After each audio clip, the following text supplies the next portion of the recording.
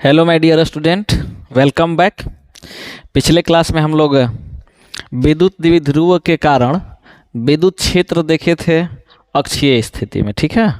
आज हम लोग देख रहे हैं निरक्षीय स्थिति में, ठीक है। विद्युत द्विध्रुव के कारण विद्युत क्षेत्र निरक्ष पर हमें क्या करना है, ज्ञात करना है।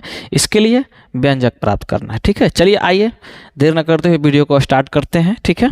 और जो लोग अक्षीय वाला वीडियो नहीं देखे होंगे वो मेरे यूट्यूब चैनल पर जा करके और वीडियो को देख सकते हैं, ठीक है। चलिए चलते हैं, देखते हैं।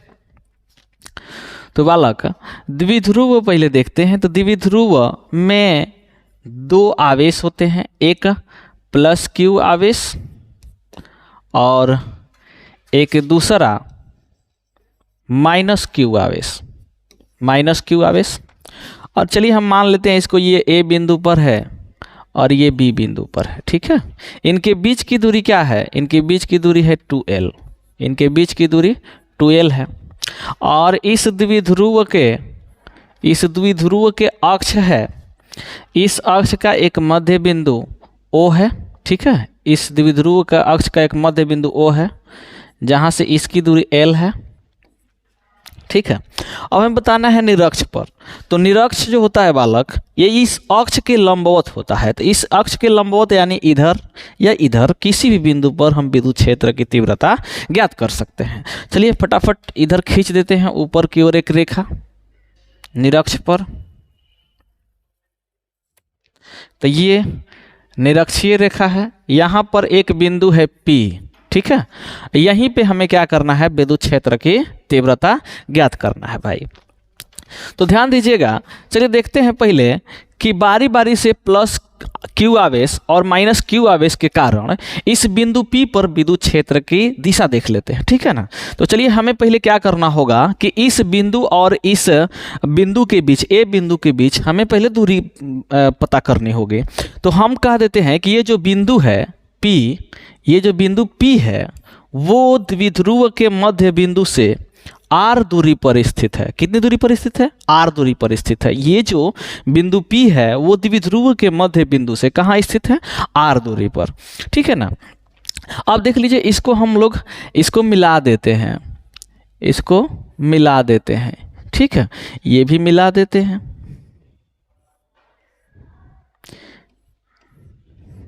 ठीक है। इसको भी मिला दिए।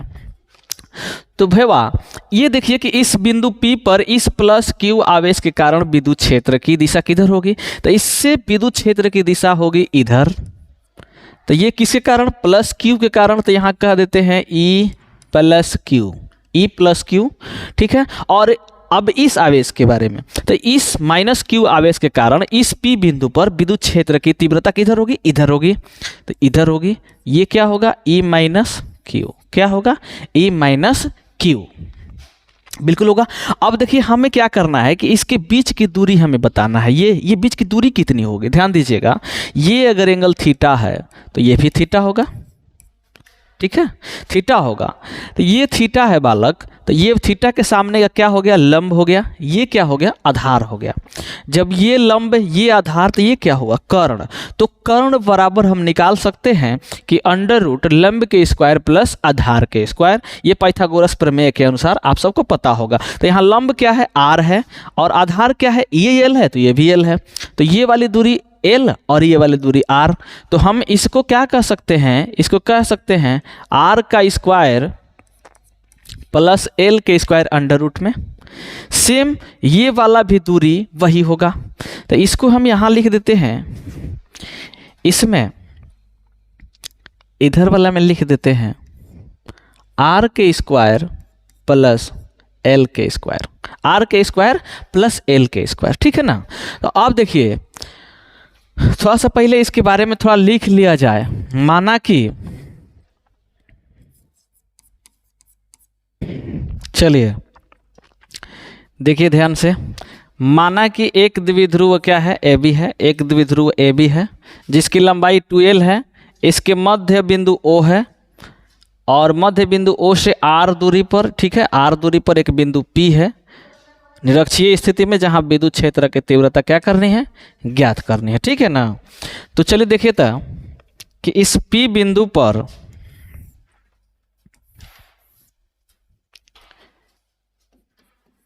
P बिंदु पर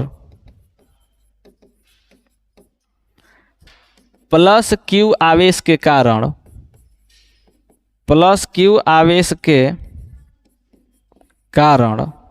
विद्युत क्षेत्र की तीव्रता, ठीक है। तो प्लस Q आवेश के कारण E प्लस Q, तो यहाँ हो जाएगा E प्लस Q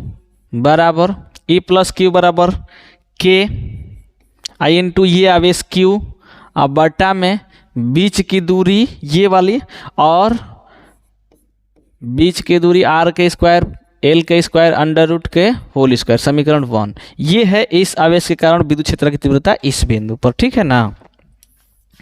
अब ध्यान दीजिए कि इसी P बिंदु पर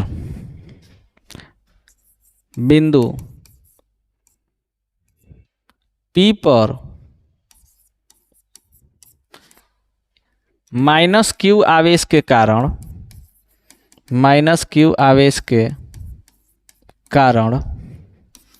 विद्युत क्षेत्र की तीव्रता, किसके कारण? माइनस Q आवेश के कारण।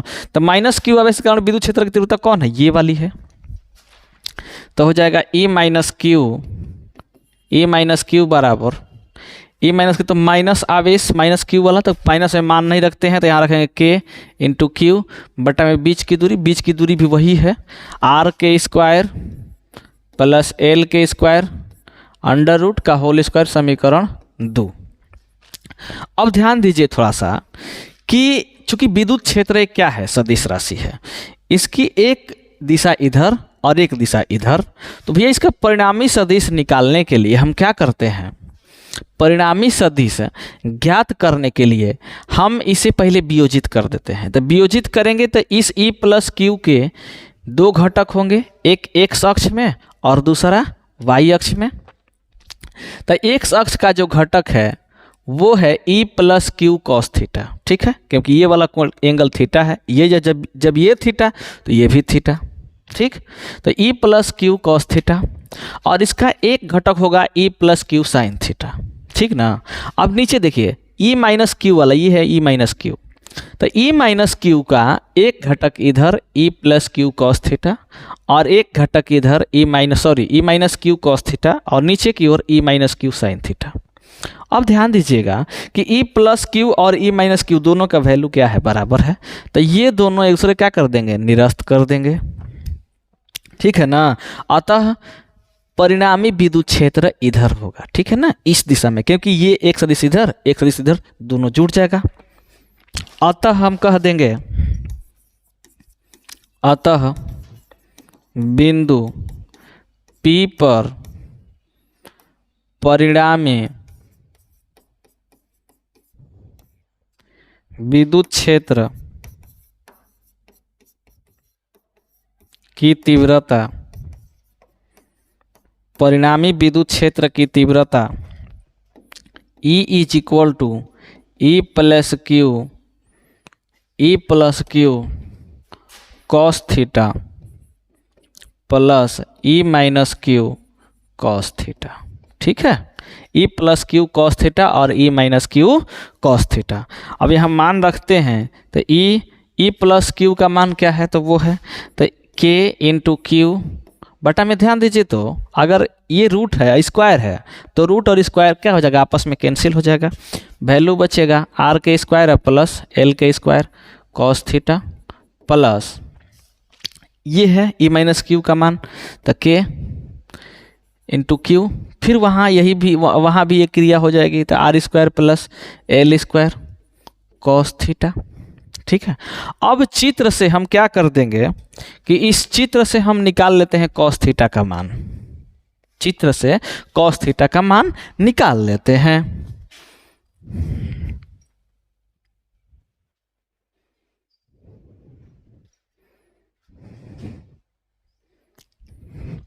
तो यहां लिख दे चित्र में एक त्रिभुज का निर्माण हुआ है और दूसरा ये त्रिभुज है। तो कोई एक त्रिभुज ले लीजिए, कॉस थीटा का मान निकाल दीजिए। ये देखिए थीटा है, आराम से कॉस थीटा का मान ज्ञात हो जाएगा। तो कॉस थीटा का मान हम ज्ञात कर लेते हैं त्रिभुज AOP से। चित्र में त्रिभुज ए वो पी से कॉस थीटा बराबर लंब बटा में कॉस थीटा बराबर आधार बटा में कर्ण होता है। क्या होता है? आधार बटा में कर्ण। आधार क्या है? ए ओ है, ए ओ, और लंब कर्ण क्या है? ए पी है। तो हम कह देंगे A O plus by A P. A O का मान कितना है बालक? ए ओ का मान एल है, क्योंकि ए एल तो ये भी एल, तो एल बाई ये वाला कर्ण, तो कर्ण का मान आर के स्क्वायर प्लस एल के स्क्वायर अंडर रूट में। अब चलते हैं यहाँ से, तो अब यहाँ से इसको समीकरण 3 मान लेते हैं। ध्यान रखिएगा, इसको समीकरण 3 मानने हैं। तो समीकरण 3 से यहाँ कह दें, समीकरण 3 से अगर कहें, समीकरण 3 से ई बराबर क्या प्राप्त हो जाएगा? ई बराबर, अच्छा ये देखो दोनों क्या है? सेम वैल्यू है, तो हम दोनों को 2 कह देते हैं। तो 2, अच्छा 2k क्यू बटा में ये दोनों क्या है? सेम वैल्यू है, तो सेम वैल्यू को हम 2 कर दें, 2k क्यू बाई आर के स्क्वायर प्लस एल के स्क्वायर इंटू कॉस थीटा है, तो कॉस थीटा के जगह पे हम मान रख देते हैं, कॉस थीटा के जगह पे एल। अब बाई ये देखो क्या ये रूट में है, तो क्या हम इसको लिख सकते हैं आर के स्क्वायर प्लस एल के स्क्वायर के पावर 1/2? जी बिल्कुल लिख सकते हैं। देख लीजिए यहाँ अगर इस तरह से वैल्यू रहता है तो हम इसको लिख सकते हैं 1/2, लिख सकते हैं ना। अब ध्यान दीजिए, देखिए ये और ये दोनों आधार क्या है? दोनों का आधार समान है, तो घात क्या हो जाएगा? जुट जाएगा। तो ई बराबर 2k Q into L by, जब घात जुटेगा तो होगा आर के स्क्वायर प्लस एल के स्क्वायर के पावर 3/2। क्या होगा? पावर 3/2। अब थोड़ा सा चलते हैं चित्र पे। चित्र में हमने बताया था आपको, जब द्विध्रुव पढ़ा रहा था, तो द्विध्रुव का वीडियो मेरे YouTube पे है, आप देख लीजिएगा। तो द्विध्रुव में मैंने बताया था कि द्विध्रुव के आवेशों की जो बीच की दूरी होती है वो अति अल्प होती है। क्या होती है? अति अल्प होती है। अर्थात जब 2l ही अति अल्प है तो उसका आधा है l, वो और छोटा होगा। तो अतः हम कह सकते हैं कि L R की तुलना में, इस R जहाँ से बिंदु पर विद्युत क्षेत्र ज्ञात करना है, R की तुलना में बहुत क्या है? बहुत छोटी है। ठीक है ना। तो हम कह लें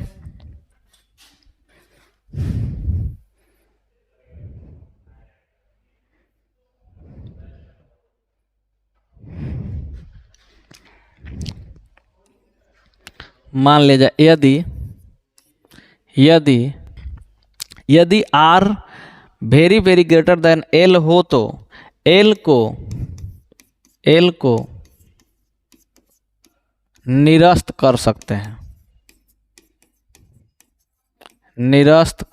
हैं, लेकिन निरस्त किस केस में किया जाता है? तो जोड़ और घटाव के केस में किया जाता है, गुणा और भाग के केस में निरस्त नहीं किया जाता है। तो आइए हम यहाँ निरस्त कर देते हैं L को।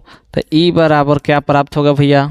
E बराबर प्राप्त होगा, यहाँ 2 था तो 2k क्यू इंटू एल भाई, इसके जगह पे निरस्त मतलब 0, तो r के पावर 2 के पावर 3/2। अच्छा, ये भी फार्मूला पढ़े होंगे आप लोग। क्या पढ़े होंगे कि a के पावर m के पावर n बराबर a के पावर m गुणे n, ये पढ़े होंगे। ठीक है ना। तो यहाँ से देखिए, तो ये मान रख दिया जाए तो E इज इक्वल टू क्या प्राप्त होगा? 2k Q into L by R के स्क्वायर इंटू 3/2। 2 ऊपर 2 नीचे कैंसिल आउट हो गया। ठीक है ना। और यहाँ देखिए तो E बराबर क्या प्राप्त हो जाएगा? अच्छा, इस k को हम पहले लिख दें, तो k इंटू क्यू फिर लिख दें, इंटू 2l लिख दें, तो किसी को कोई आपत्ति नहीं, होना भी नहीं चाहिए। अब देखिए यहाँ क्या बचा? r के पावर q। अच्छा ये देखिए q इंटू 2l क्या है? p है। अर्थात यहाँ हम ब्रैकेट में कह देंगे, चूँकि p is equal to Q into 2l। अतः E बराबर क्या प्राप्त हो जाएगा, E इज इक्वल टू प्राप्त हो जाएगा Kp/RQ। ये जो है आपकी निरक्षीय स्थिति में विद्युत क्षेत्र की तीव्रता है। ठीक है, किस स्थिति में, निरक्षीय स्थिति में विद्युत क्षेत्र की तीव्रता है। पिछले क्लास में आप लोग अक्षीय स्थिति में देखे थे, तो अक्षीय स्थिति में जो विद्युत क्षेत्र की तीव्रता आई थी वो निरक्षीय की क्या आई होगी, 2 गुनी आई होगी, क्योंकि यहाँ पे फॉर्मूला में क्या था, 2 था। ठीक है ना। इसी तरह से और फिजिक्स की वीडियो 11, 12 साइंस के लिए हमसे जुड़े रहें। ठीक है ना, धन्यवाद।